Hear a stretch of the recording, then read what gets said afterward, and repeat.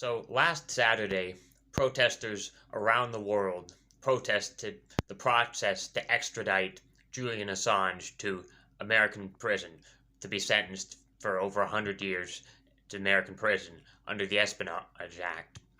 And Chris Hedges appeared at a protest in Washington, D.C., and here is part of the speech that he gave at the event.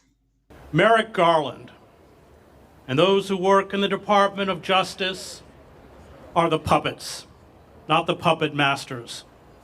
They are the facade, the fiction, that the long-standing persecution of Julian Assange has something to do with justice. Like the High Court in London, they carry out an elaborate judicial pantomime. They debate arcane legal nuances to distract from the Dickensian farce where a man who has not committed a crime, who is not a U.S. citizen, can be extradited under the Espionage Act and sentenced to life in prison for the most courageous and consequential journalism of our generation. The engine driving the lynching of Julian is not here on Pennsylvania Avenue. It is in Langley, Virginia, located at a complex we will never be allowed to surround, the Central Intelligence Agency. It is driven by a secretive interstate, one where we do not count, in the mad pursuit of empire and ruthless exploitation.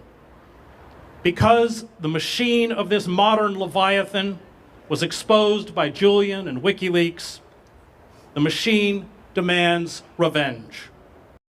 So you can watch the whole speech yourself. The link is in the description. As he said in that speech, Julian Assange, who is Australian, not even American citizen, is being extradited to be sentenced to over 100 years in prison under the Espionage Act. The U.S. court, the UK court, ruled that he's going to be extradited to the United States for exposing the truth about what the U.S. government was doing in Iraq and Afghanistan, for exposing the truth about the mass surveillance that towards the American people that the NSA, FBI, and CIA are engaging in. And when the government goes after you for being a whistleblower, for exposing certain documents that the public needs to see, it sets a precedent that journalists can no longer be able to expose certain things that the government is doing to the citizens.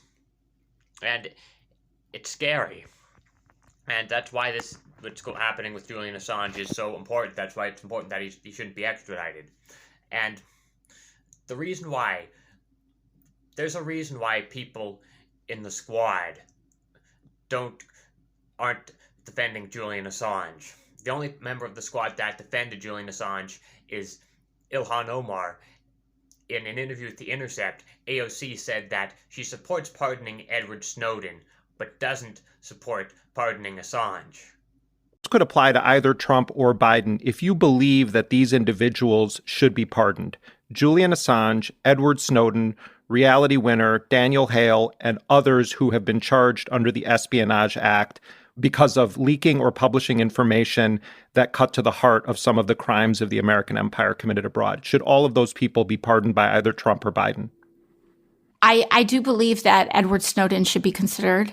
I think there are considerations and concerns around Assange, to just be completely frank. No, you need to be able in favor of pardoning them both.